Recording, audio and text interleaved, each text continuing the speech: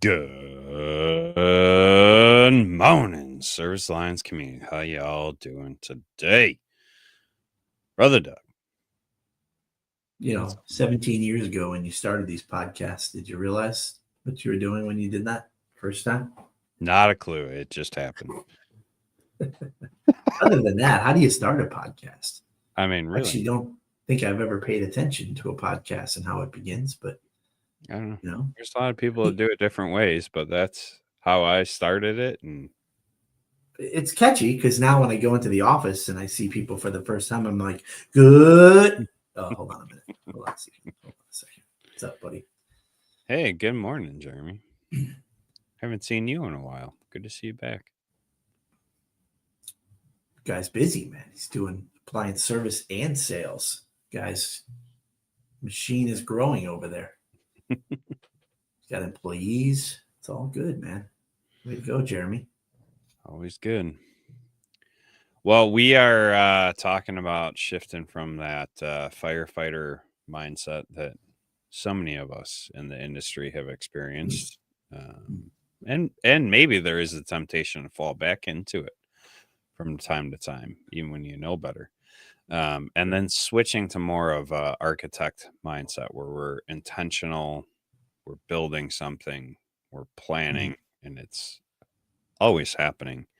Doug, do you ever deal with firefighter mindset? Yeah, I mean that's how I got as good as I am. I mean that's how I ran the business for the first 10 years. It was very reactive. I remember a CSR one time. There was like an angry customer or something, and it was like 3 that day, and I was like, "Oh man!" She goes, "Who are you kidding? You like it? You like it?" I'm like, "What are you talking about?" She's like, "You like to put out fires. You like to." Make get people back on track. And I'm like, yeah, but it's not good. We have to fix this thing. And she's like, yeah, but you like it. So I walked away going, she's not wrong about it, So I had to shift my mindset to getting excited about collaboration and other people being the eyes and the ears of the company and going, hey, I see a problem. Either I fixed it and this is what I did, or hey, I think we should fix it and I've got an idea for you. Now that's my new exciting, approach over the last few years. Would you agree it's more exhausting in the firefighter mentality as a owner or manager? Depends, man. It's like two different types of exhaustion. It's firefighting is saying go dig a 10-foot hole 10 by 10 by 10 and do it really quickly. That's exhausting. But being strategic and emotionally dealing with stuff that it's difficult, that you have to identify, and then come up with a solution. It's a different kind of exhausting, Zach. Yeah. I think if we create that space as we're planning, it's a little less exhausting, right? I feel like, at least for me, when I would, I just don't want anyone to think that life gets easy. No, it's not. I'm not saying. So here's the deal: the weekends, the nights, the Monday mornings, the chaos that all lands on your lap. If you have that in your business, if everything's coming to you and there's all kinds of problems and you're the one that can fix it, you're the only one that fixes it, you're the only one you trust to fix it, you are in firefighter mode, and it's exhausting for sure. But different approaches. It's work too, but it's not as crazy as that. So if you're doing all that, you better listen in today. I feel like I slept better when I switched that mindset.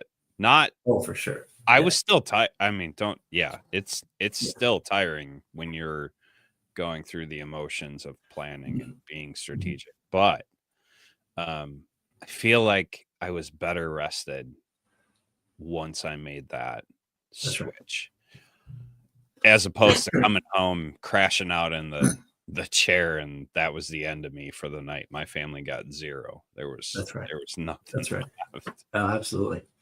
Oh. No, my dreams changed. I mean, now I wake up a little stressed out about some dream where we've opened up 5 locations throughout 5 different states, and that's just something we talk a little bit about, opening up new locations. But the dreams, man, they've got no boundaries. So, in my brain, I'm sitting there and we've got like, 10 locations or whatever.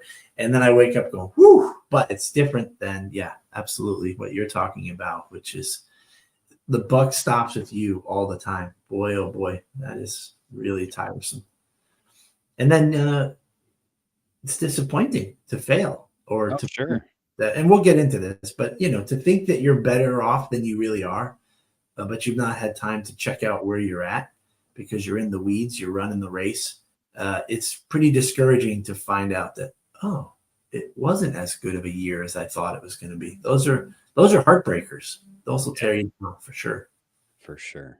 For sure. Yeah. Well, pray us up and then we'll really get into this.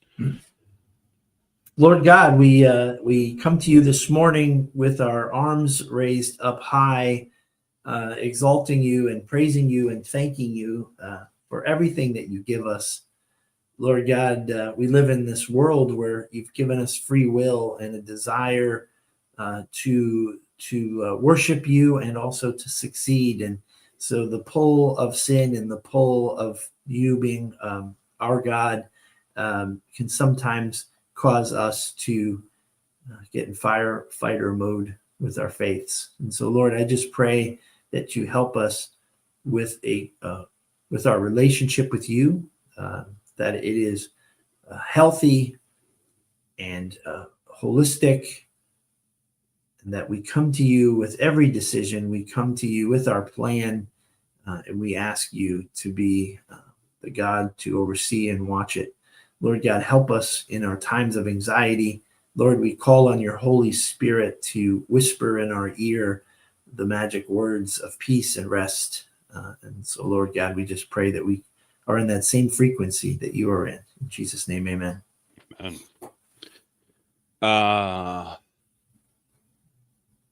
Why do so many people build their businesses like this intentionally? So do you mean in firefighter mode? Because if so, I honestly, from experience, um, it's lack of understanding. I quite literally bought a business from a firefighter, like he was a firefighter, That's uh, funny. right? But he was always in firefighter mode in the Mm. business. There was nothing intentional about what he did. If the books were heading into the red, he would not take a paycheck to bring the books into the black. It was always firefighter mode. And so I learned firefighter mode. I didn't learn how it took a long time to get to the point where I could plan intentionally because I didn't know there was another way. It Mm. was like that line in Batman, right? Like you stepped into the darkness, I was born in the darkness, right? Like that's what I came up in. I knew nothing but firefighter mode, right? I don't think this is going to be a good week for me, Zach, because the ironies are just flying around in my head. Because a firefighter and a fire team, they aren't just reactive, they're incredibly planned and No. strategic and prepared for every scenario. But what is reactive is they don't know when they're going to be needed and Yep. called upon. But yeah, it's just kind of funny. But to Andrew's question, I think it's a lack of preparation, and it's a 50-foot problem where when you're running a business, you need to be at least at the 500-foot level. So in BNI, right, that's a great place to become network partners with other small businesses and other businesses. I saw on a Facebook page a wife posted about her plumber husband, and he's launching this business, and a great picture of him, great little ad on the local Yep. page. And I just said, hey, if you're interested in BNI, we're looking for a plumber. So I said, message me. And so I shared with them the commitment of once a week. Mhm. And the wife says, yeah, my husband said he has no time for that right now. Yep. And I was like, well, there you go. So I wasn't going to come back at them and go, hey, because they don't know me from anything. But to Andrew's point, the logical, irrational step is throw all yourself into everything that you see and just keep fixing stuff. That's what we're trying to avoid, right? I feel like a lot of trades have that. that problem when we're recruiting for BNI. That's a common thing we get from the tradies, where other businesses, um, either they have more employees or they're more intentional about planning time around making sure that they can attend these meetings and network and do things to actually grow the business. They very intentionally plan it. And so um I think it's just a bad mindset that's been done within the trades. And I see it all the time in the roofing groups. I'm 57 years old. I can't keep getting on these roofs. Well, why the hell were you getting on the roofs that long anyway? Why weren't you building up people and training up people and creating a place where people could actually learn a skilled trade, right? Um, I haven't always done it right, but I keep seeing Kyle. I brought him into appliance repair and now he's in plumbing, and I gave him a step into the trade. I built him up, and then he was able to take that even further and accelerate his career. Um what why are we being so selfish with that? Like, why are we always holding on to that? Let's go back to Andrew's other comment. The vain position of being everything always and being the chief firefighter, it's such a lack mindset. Um, and See, it's survival, man. It's the easiest thing to do is to do that, I know, right? but It's John Maxwell's law of the lid. yeah, If you go from being a technician, an employee, and you go, oh, I can do this. I see it. I know I can do it better. Well, you maybe can where you're working currently, but you will eventually max out your ability. And so you better keep on learning and spending time as an owner. Make a yeah, commitment. and, I've switched roles within the company that I'm working for, and I am a subcontractor, so I have my own business. And so I've spent some time beginning to make a shift. I'm looking to hire a kid on next year to begin to train him up. And then I'd love to bring more guys on and train them up because I'm at my capacity. I don't have any more time to get the things done that we need to get done as far as repairs and stuff like that, right? So we shift from this firefighter mentality, the reactiveness, as Doug said, right? That alarm bell rings and off we go. It's the loudest client. It's the biggest deadline that's coming up closest, right? Um, Work is happening to you. It it goes off and you go. It goes off and you go, right? That's that mindset. It's focused on survival and scarcity. I don't have enough time. I don't have enough money. When's the next crisis coming? And you have this just exhaustion of from Mm. dreading that next crisis. Um, and I love this because I've been working on this with my trainer. It creates high cortisol, which is the stress hormone, right? And then you begin to have decision fatigue.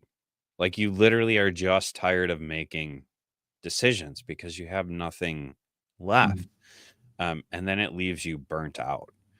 And man, burnout is, I've been through Yeah. it twice and actually three times. It's not fun. Burnout is not fun. Um, so we want to begin to shift that mindset. So the architect is proactive. It's based on long-term planning, a blueprint, some core values. Things happen by you, right? You're creating them. It's very much focused on creation, abundance, and intentional design. So back to what I was saying, like this scarcity mindset, this lack mindset of I have to be everything to everyone all the time. That's scarcity. Abundance says, I want to bring people up alongside of me. I want to give them a place to work. I want to give them a chance to show their skills, to sharpen their skills. Uh, and you use your time to manage future risk, right? You begin to create process and procedure so that when things inevitably come, it's not so much a slap in the face as, all right, we knew that was coming. We're going to make this little shift here, right? It becomes better. I'd love to see in the comments how many of you are in which mindset, right? How many of you are in architect and how many of you are in firefighter mindset, which I'm curious where our audience is falling on that spectrum. Yeah.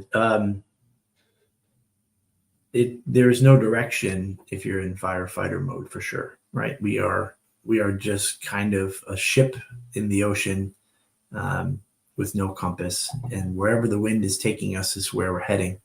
That is a helplessness feeling that can be overwhelming as your budget begins to grow, as you begin to take on employees and commitments and vendors, and you start to spend money. It's pretty scary. Imagine that. It's pretty scary to think, like, I hope that this time frame, this year, will pay off for all the time and money that I put into it. If you're in that frame of mind where you're saying, I hope, that's a tough spot to be in. And so it's really important to track your stuff and know along the way. You know, scarcity mindset's interesting. It's I don't know. It's I think that's human nature for sure. So not to repeat myself, but to have those things being tracked on a regular basis will eliminate that a little bit for you. Yeah, for sure. Well, and so I guess the next piece of this, so right now we have a kind of balance from Andrew and Jeremy sharing that he is No, Jeremy, I'm in a mastermind with Jeremy. If he's not putting out any fires when we're meeting on our weekly night, strategically planning and talking about goals. But hey, we're all going to be our own worst critics for sure, Jeremy. But I think you'd be surprised if you next ASTI or whatever convention you go to and you meet 5 new guys. You'll be really impressed, Jeremy, where you're at compared to other people, which is not something to give us great peace and like, yeah, I'm better than those dudes. But it's just helpful to be able to know where you stand and reflect on your progress, because it's really hard to do that sometimes when you're a one-man guy running your show. If you don't have other people in that leadership circle that you're asking, who are we? What are we all about? What are we trying to achieve? Where are we trying to go? That kind of conversation inward to yourself is really hard. So there's 3 psychological barriers, and I'm curious how many of these you struggled with, Doug, when you were in the mode and kind of trying to shift to becoming the architect. So there's the fear of commitment and failure. These are blocks or barriers to switching mindset, right? So fear of commitment, failure, the trap of perfectionism, and future proofing versus future creating. Did you fall into any or all of those mindsets? Sure. I mean, fear of failure is still there, Zach, to be honest with you. Even when you know your numbers and you're hitting your goals, you're still worried and afraid. But no, yeah, I, the fear of what you call it, forecasting. What was that? Planning ahead. What was that last So one? it's future proofing versus future creating. Where it's a block, it's a defensive strategy. Like, Uh-huh. oh my God, how am I going to avoid a recession? Right. The world is on fire, and we got to make sure that there's money in the bank. Versus, like a more visionary Yeah. strategy. What Yeah. impact do I want to have in 5 years? How can we create a business that people want to be a part of, people want to use? So you're just kind of You know where I want to get better at, Zach, which I'm noticing lately, is plan B. So if you have a plan, a strategic plan, and you're heading in a direction, I'm prepared to watch for the signs of when and if it's not working out, Yeah. but I don't have plan B roughed out yet, Yeah. usually. And I'm ready though. I'm ready to pivot and say we're just gonna have to pivot. So then that means that we're having potentially this period of time of nothingness happening, as we then begin to strategize. So I'm still a little responsive there. Yeah, but so the mindset shift in that fear of commitment failure, right? You have a plan, a hypothesis, right? Mhm. If your plan Yep. doesn't work, you've gained the data for the next iteration. Yeah. You Yeah. begin to pivot. And so where I think you have begun to step out of that, and maybe you're not entirely out of that, but where Mhm. you have begun to step out of that is you're gaining the data and you're willing to look at that data and go, well, that didn't work. So Yeah. how do Yeah. Yeah. we kind of make this change Yeah. here? Let's make this better. And that's a goal, is to be able to do that maybe a little bit sooner, but Right. I don't think it's ever going to be perfect, right? And we don't want to fall in that trap of perfectionism. So you begin to, like, once you've started to harvest the data to figure out Yeah. how to make these pivots, you're already well on your way in that mindset. Like, Mm. that's the biggest struggle, is beginning Yeah. to go, you know what? I need the data. So if something happens, we can then make a Right. plan and make a pivot. And I Yeah. think that's where you've begun to step into, Yeah. which is Yeah. great. I think the real world scenario that helped me with that was hiring technicians. Yeah. Um, I don't like it. I don't enjoy the commitment of time Mm, of interviewing and then onboarding them and training them with the team. If they don't work out, it's an exhausting feeling to think we have to start all over again. yep. But when you get somebody and you train them up and they're on the road and there's promise, then I begin to start dreaming. Yeah. Okay, so that area is covered now. I mean, over the next year, this technician is going to be a rock star, going to be very steady. So now I start to build out, and then something happens. That person isn't cutting it. The red flags are starting to pop. They're not the right person. They're good, but they're not good enough. Then in the past, I would just sort of settle and go, well, I'll get around, not strategically, but I'll get around to hiring again and try to find a replacement for that technician. And it'll and because I'm not being very uh, committed to it, it could go on for 3 months, 6 months, a year, 2 years, 3 years, having people on your team that don't belong there. But it's this big hump that I've struggled to get over. But over this last year, or after the last 2 years, Zach, we're interviewing all the time. We're Yeah. just interviewing and looking for a great candidate. And so now that habit has been developed with some great software as well that does a lot of the work for me before I get to speak with the employee or the potential employee. So I needed some help there because I was overwhelmed by the details of some of the tasks of that process. So that's part of why we get stuck, and we're in firefighter mode. There's this thing that you suck at, that you just don't like doing, and you put it off, and then that completely blocks the road of progress. So find That's a way to overcome that. that's the trap of perfectionism, right? It's procrastination Oh in yeah, yeah, disguise, right? Like, we're yeah. waiting for this perfect lightning strikes moment, which is never ever going to happen. Instead of, you know what? I'm 80% there. Just send it. You know what I That's right. mean?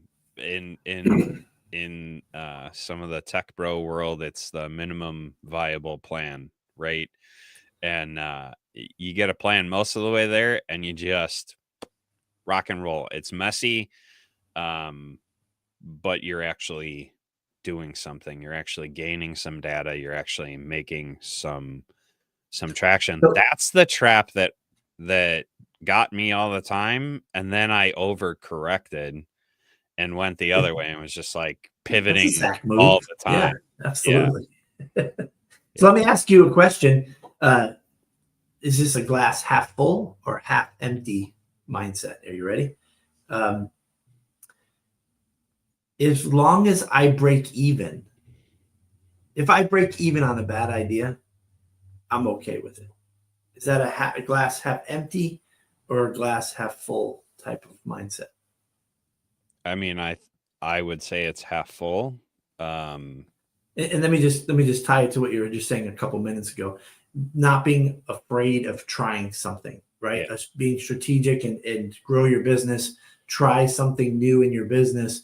I have this sort of backup mindset, like, man, if it doesn't work out with these employees that I hired and the investment that I bought in whatever the software for this concept, if I break even, I've learned something, Mhm. and I know that it doesn't work. Right. But I'm not beating myself up. So you consider that a positive thing, even though it Yeah. seems like it's a No, I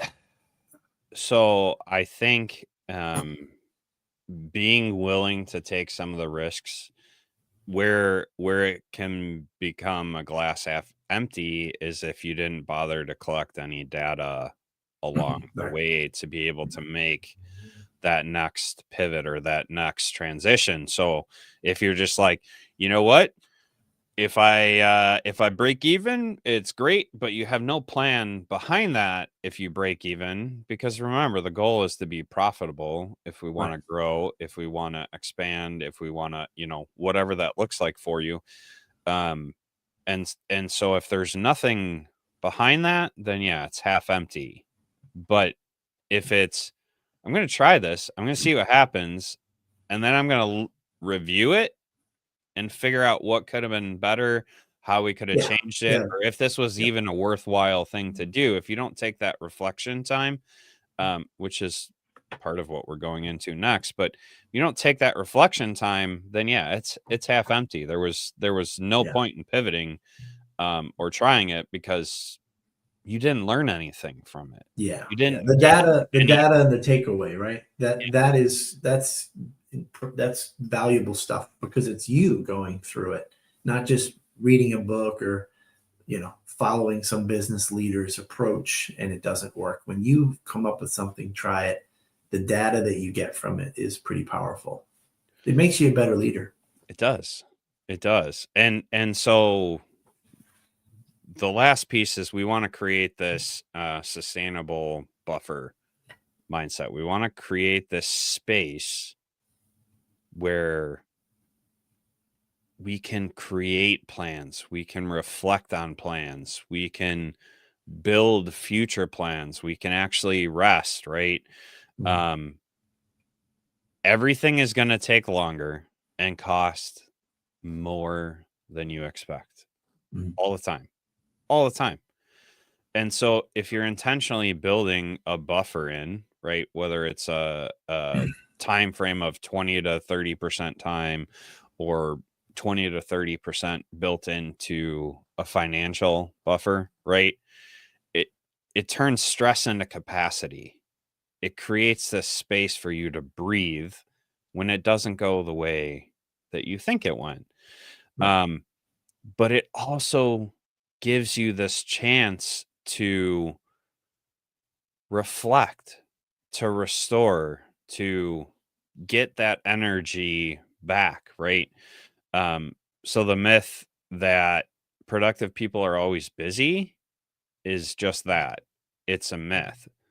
Productive people make time for rest, for reflection, for learning, and it's a non-negotiable. Mhm. Um, and it also eliminates that guilt. You ever had that guilt like, I'm gonna take a day off. I don't know how that's gonna go. I really should be at work. But I need to take time off, but I should be at work. You have like this struggle. Um, you want to get rid of that because you need that time, Yeah. you know? Yeah. That might be my problem, Zach. I don't feel guilty about those things. I mean, I don't take a ton of them off, but if I feel like I need to shut it down, you shut it down. You need to, you need that. What I think you were talking earlier, the white, you have The to white take a break, space. the Yeah. white space. Yeah. It's very critical to it. And for someone who thinks they have to go faster and harder when the chaos is building, it's the same person that takes their fist and punches a brick wall out of Right. complete loss of control. Just they're not in a thinking space. So we do need to take breaks. Yeah, and I don't think it's a problem, Doug. I think you've actually embraced this mindset quite Mhm. to the healthy end of the spectrum, Mhm. right? Like I don't take a ton of time off, but when I need it, I take it and I enjoy it. That Mhm. is a good thing. That is a healthy thing, right? It gives you that space. Have you ever come back from a vacation and you're like, "Oh my gosh, I want to do this thing now in the Oh yeah, company because yeah, yeah, yeah. while I was sitting on the beach and thinking, all of a sudden this came to me and here's what I think we can do." Mhm. We need that space to really let the creativity flow so that we Yep, can begin to plan and create and do these things. yep. So white space is very important. Um, the other thing that can be a trap, and I know I've kind of played into it because I always do the mastermind that's coming up at the end of the week, at the end of the year. Um, but planning shouldn't be an annual thing. It should be a continuing habit throughout the year. You should Mhm. always have some time allocated for planning throughout the year. Now, I think there is value in taking the data from the year at the end of the year and going, okay, cool. So we've kind of looked at all this and we've made some of these pivots. Now we're at the end of the year. Here's what I'd like to do going into next year. And you kind of lay that out for your entire team. Here's what we're looking at in the year ahead. I think there is value in the annual planning session, the annual creation session, but I think it's more valuable when you're doing that throughout the whole year so that you come into that session. It's very efficient. It's very ordered, and it makes making those steps in the next year just that much easier. Well, there's got to be a structure to this whole thing, and they all tie right in there together, right? So your annual, um, the next 4 quarters is about tracking if you where you're at on your annual goal, right? Right. So you got it. You might as well just set it on the calendar. I mean, it's interesting, right? Like I think about maybe say so. I don't know Andrew's situation as well as I know Jeremy's, right? But Jeremy's, wife is kind of part on board there. As maybe not. I'm not sure the role co-owner or whatever, but who is in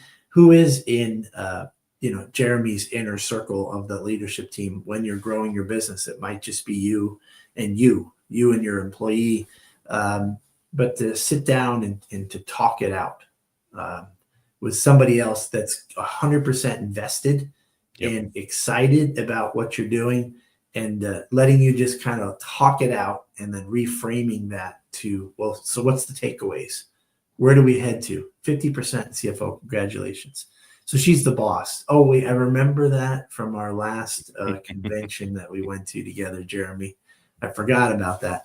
So yeah, I mean, to sit down and to reflect with a structure, something, right? Traction, something, writing it down and looking at it.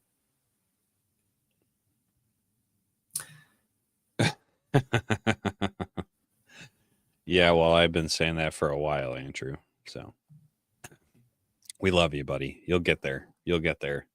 I should have hired 6 months ago, but I wasn't quite ready for that yet either. We you like don't to you say don't that. want to fail. So there's a big commitment there, right? You got to make sure that Yep. you've got the work, Yep. and you don't want to sit there and shift completely out of what you do, or I'm Right. saying you, but any of us, if we make money, if Right. we're going to hire someone, then we have to stop making money to invest it to someone so that so Yep. it's got to be really thought out well. Certainly don't just go off half cocked on this thing. Um, but you got to do it, man, or else another year will go by, and then And another and year and another year. and that's where that planning habit, so the suggestion is to take 60 minutes once a week and review your annual plan, review your annual whatever, right? Um, your vision casting, whatever you did, right? So review that, see where you are on that spectrum of the plan, and then define just three things, right? Three things, no more than three things to set a quarterly plan. Mm. Okay, so in this quarter, I want to do these three things because then it's bite size, it's more manageable, it's achievable. And if you miss one of the three, it's okay, right? Because you've made some progress in that. But if you don't ever take the time, if you don't take that once a week to make that plan, um, then the quarterly plan never comes to pass. Then the annual That's plan right. never That's comes right. to pass, Oh yeah. Oh yeah. right? And then the snowball. Once that snowball gets going, Yeah. it's so easy just to say screw it, right? How about this, Andrew? Have you ever like heard for a recording of you when you were a kid, or maybe you saw a video of you, like my kids, right? They're all teens and in their 20s. But when I see like a video of Chloe and her voice is all cute and tiny and just innocent, where she was and where she is now feels like a snap of the finger. Can you imagine, Andrew, if there was some way that there were tapes and video of you as a technician when you first started? Probably just a tiny little beard, right? Because it must take you 20 years to grow your beard. But like, I know that at the core, the things that God gifted us, our strengths, they were there even when we were in inexperienced tech. So, like for instance, Andrew, if you were a really confident guy and you were a real people person, you were probably really good back then too. But for sure, you are a much better version of yourself right now than you were 10 years ago and 20 years ago. Yep. And so to get over this worry of quality, you just have to understand you got to give someone a chance to be the next Andrew. You have to know that your customers will have the grace for you. You have to understand that the expectations from customers are actually pretty damn low, even though they whine a lot. They're not expecting the amazing world class service they get from you, Andrew. So you have the time to invest, and you're giving your chance to talk to your customers and say, hey, I'm so sorry. This bill is fairly new, and I'm sorry we failed, but here's how I'm going to make it right with you. That's a win. That's an opportunity for you. So you need to get your next Andrew on board, and he'll have a tiny little beard, but it'll grow over time. I mean, could we imagine if Jay didn't take a risk on Needle Nose Doug and Yeah. Well, you he's easy now. Easy now. Needle Nose was a chapter before action, but no, you're absolutely but right. that's what You're I'm absolutely right. saying. You Well, you how came to about this? Jay. You How came to about this? My Jay. last year on the road was like 2010, I think. And this is, remember the time. It's direct drives Yep. and GE motherboards and Whirlpool and Bracco relays. The Like I could VMWs weren't fill my even out winter yet. jacket. Yeah, I could fill my winter jacket with all the parts I needed if I looked at my pre-schedule. Yep. The job was a lot easier than it is now. And I did 10 to 14 calls a day, and I brought in $356,000 of revenue.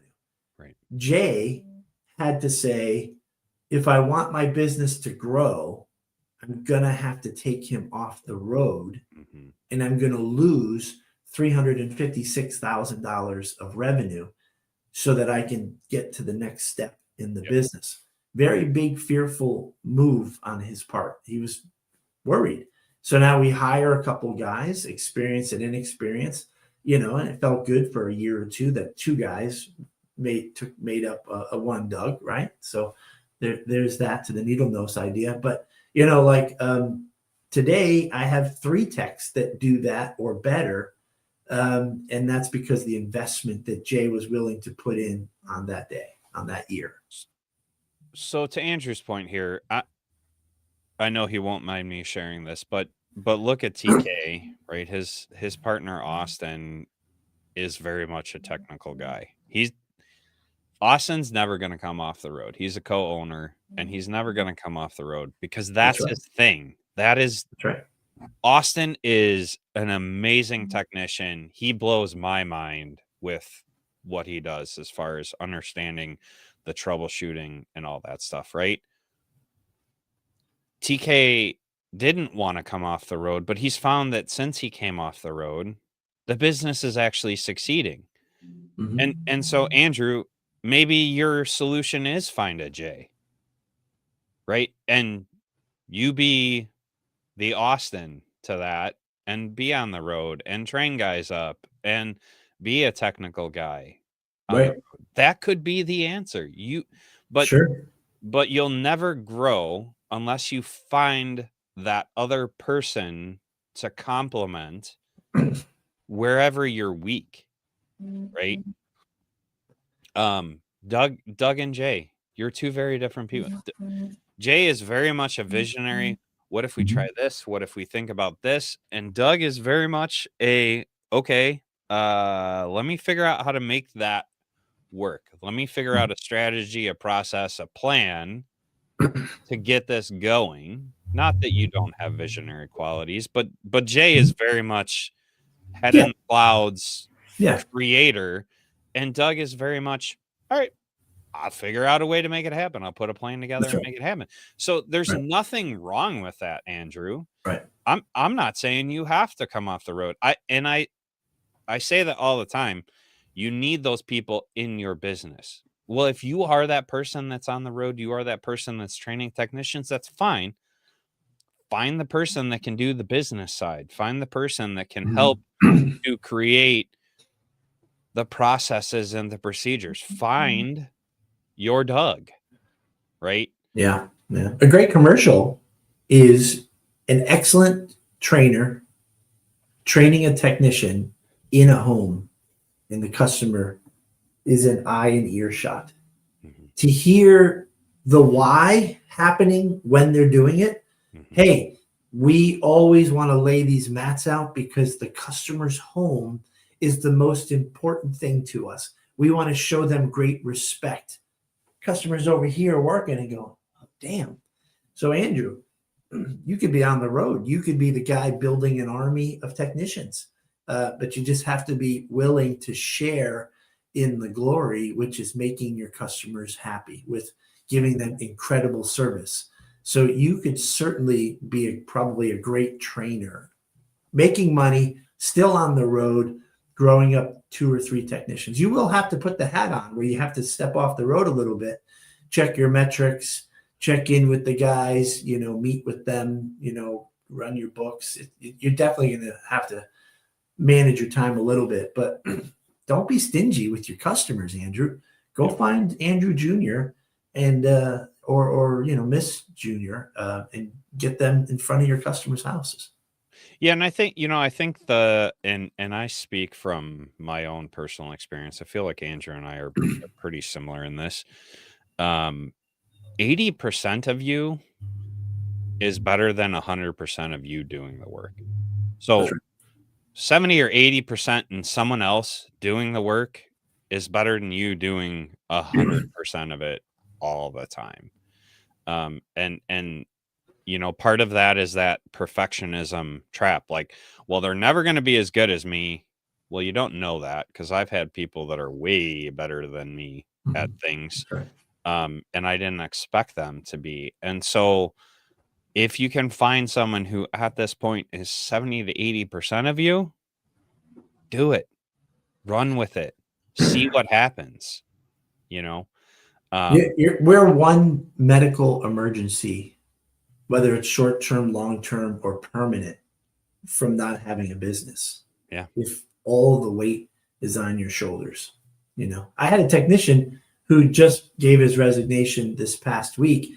He was in the military uh, years ago, then worked for Sears, and he had a shoulder injury from his days in the military, and it was aggravated while working for us.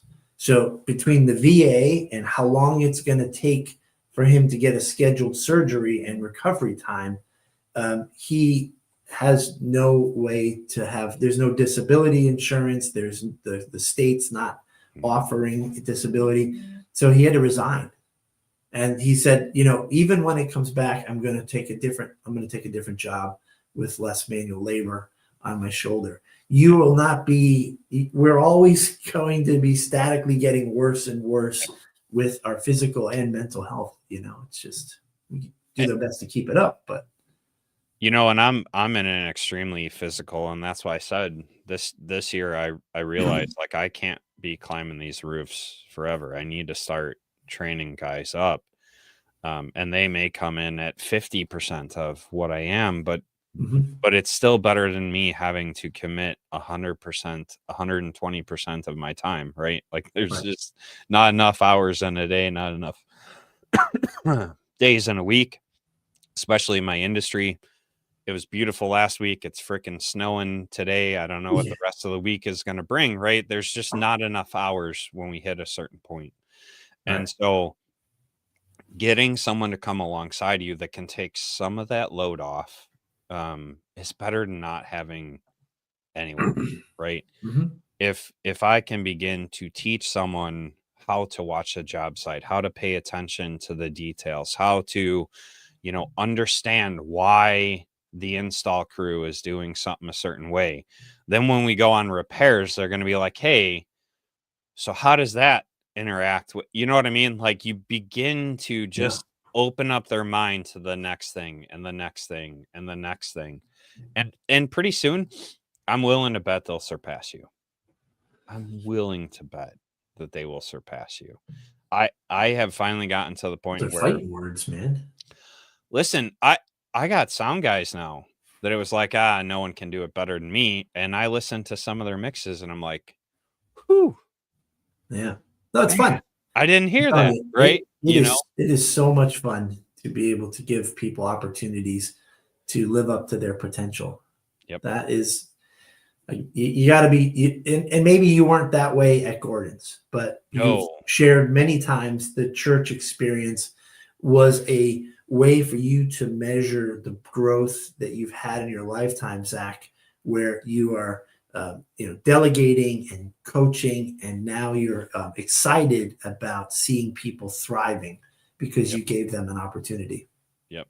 And you get to take that experience and you take it to whatever you do for money, right? I go from the volunteer situation to how can I take those same lessons and apply them to Mhm. my business where I'm Right. actually making money. You take people who are volunteers and you can get them to that level, then when you're taking people who are earning a paycheck, Mhm. it's exponential, right? Because Yes. they have the potential to earn more income for their family.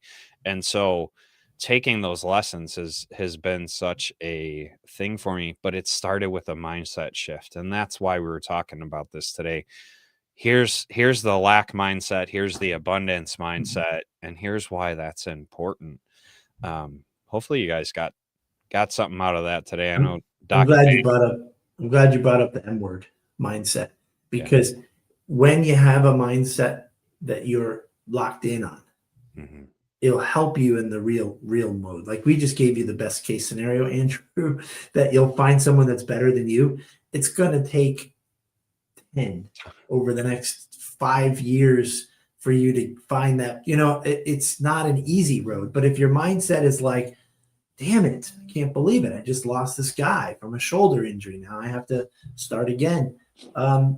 That mindset is, of course, this is expected, and here's where I'm heading, and I'm still looking for my next Andrew, and just keep on going, right? Yeah, so we lost 2 great sound guys. We're down to 2 sound guys running stuff and me filling in as a backup when neither of them can come in. Mhm. But in that, we're also beginning to train the next generation. We have a Yeah, bunch of teens that are ready to that's come fun. up and learn how to do it. Losing those guys, yeah, that sucks, but it presented an opportunity to do things a different way, to begin to train up that next generation, because we're just getting older. Aging happens, right? And so now we get to bring that next generation behind us to kind of carry the The torch. plumber that I brought up on the Facebook page, the wife made a great picture of him and his big smile, and he's just launching it. He's got a lot of business. Now he's trying to get more. If he doesn't strategically plan time to work on his business, Yep. like a BNI group or something like that, if he doesn't make the time, Yep. he's going to have a long road of exhaustion Yep. and then regret that he didn't start from the very beginning with a strategic plan of, I can't be the same. I can't be the one and the only forever and ever and ever. So how am I going to do this? Speaking of plumbers, it took 2 years to convince my buddy Joe, who runs a water conditioning company. It took 2 years to convince him to hire a kid. He's like, they're just not as good as me. And he finally hires a kid, and the kid's amazing, Yeah. right? He's still 60% of what my buddy Joe is, but he's learning and he's getting better every day. And my buddy's like, why didn't I do this sooner? I'm like, I don't know. I've been trying to convince you for 2 years, right? 2 years isn't bad. So good job, Zach, because people can go 5, 10 years and it's always something, right? It's something. It's the elbow, it's the knee, it's an illness that takes takes a bit of out of you. It's a lot. Anyway, all right. The guilt party's done now. Well, hopefully we helped you guys today. Hopefully we opened up your minds to some other possibilities, or helped you explore the things where you're lacking today, and can find some improvement in the coming months. If you want to begin to plan for the next year, this Saturday, I am leading Goals to Succeed with, and like we talked about last week, I'm going to put some vision casting in there, because if you don't have a personal and a business vision, all the goals in the world won't change a thing. So we're going to start there, and then we're going to move into some strategic goal planning for the next year ahead. And maybe we'll talk a little bit about making this a weekly and quarterly habit to help you succeed in that even more. If you're not a member, servicealliancegroup.com. These masterminds every single month are free to our all access members. You get to come and sit with other business owners and begin to work on growing your business in whatever way you want, whether it's more technicians, more profitable, whatever it is. We're here to help you grow your business. Servicealliancegroup.com. So, Doug, it's always fun. We talk mindset all the time, but it's always fun when we can kind of expand even our own repertoire of mindset growth. So have a great week, everybody. Yeah, get out there, take care of your customers. And if you're in the snow zone like myself and Andrew, stay safe, and we'll see you next time on the Morning Grind. Bye, guys. Thanks for tuning in to the Morning Grind podcast by Service Alliance Group. Subscribe to our channel and make sure you visit our website at servicealliancegroup.com for appliance repair business resources.